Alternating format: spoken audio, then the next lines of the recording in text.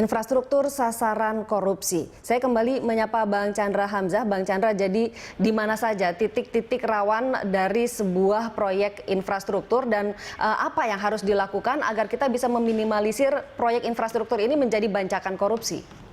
Ya, jadi titik pertama adalah pada saat penganggaran. Tidak salah anggota DPR mengupayakan adanya suatu pembangunan infrastruktur di daerah di dapilnya. Itu nggak salah.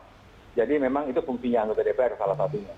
Cuman menjadi salah pada saat mereka mengupayakan adanya pembangunan di dapilnya dan kemudian mereka atas usahanya itu mendapatkan kickback. Nah itu kesalahannya di sana. Nah untuk mengatasi masalah ini memang harusnya LHKPN-nya, kode etik anggota DPR perlu diperketat, wajib LHKPN-nya juga patut diperketat. Itu titik pertama.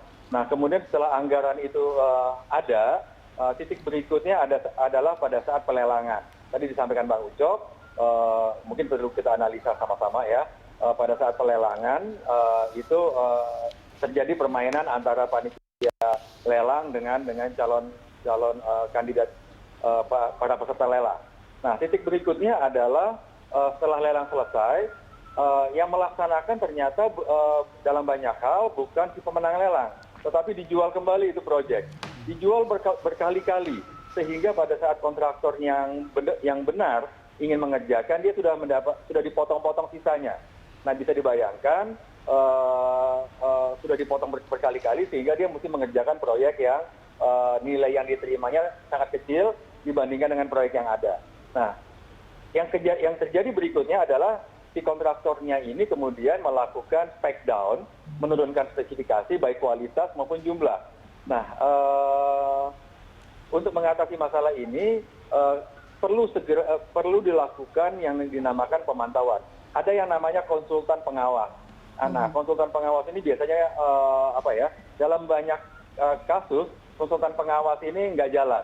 Nah, oleh karena itu yang perlu dilakukan oleh KPK atau aparat penegak hukum adalah mendapatkan spek-spek dan diumumkan kepada masyarakat bahwa akan dijalankan suatu proyek pembangunan infrastruktur tertentu, nilainya sekian, kontraktornya adalah X.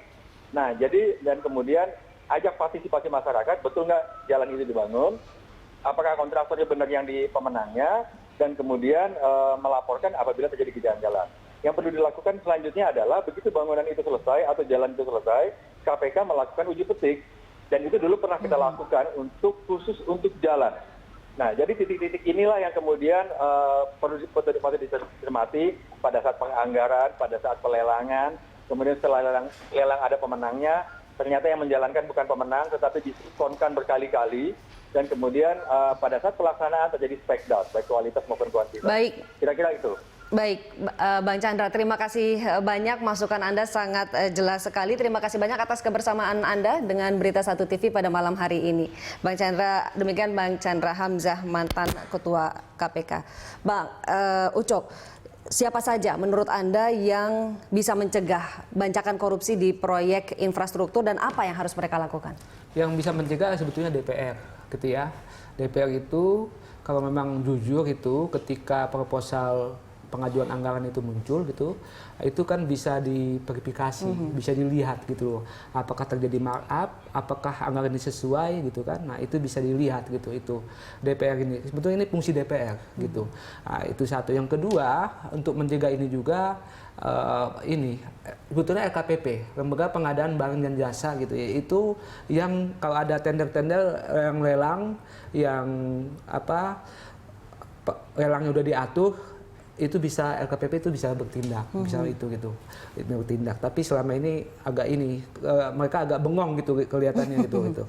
Nah udah itu kalau udah dieksekusi di lapangan, ya aparat hukum harus turun memantau dan masyarakat kayak gitu. Tapi selama ini masyarakat juga sebetulnya harus dididik bagaimana cara cari data, memantau. Selama ini kan masyarakat kita kan nggak tahu apa-apa. Jadi masih banyak pihak yang harus diaktifkan gitu untuk mengawasi ini semua. Karena proyek infrastruktur ini jadi proyek prioritas dan menyedot dana paling besar dari APBN kita. Betul. Baik, Bang Ucok, terima kasih banyak atas kehadiran dan masukan Anda pada malam hari ini.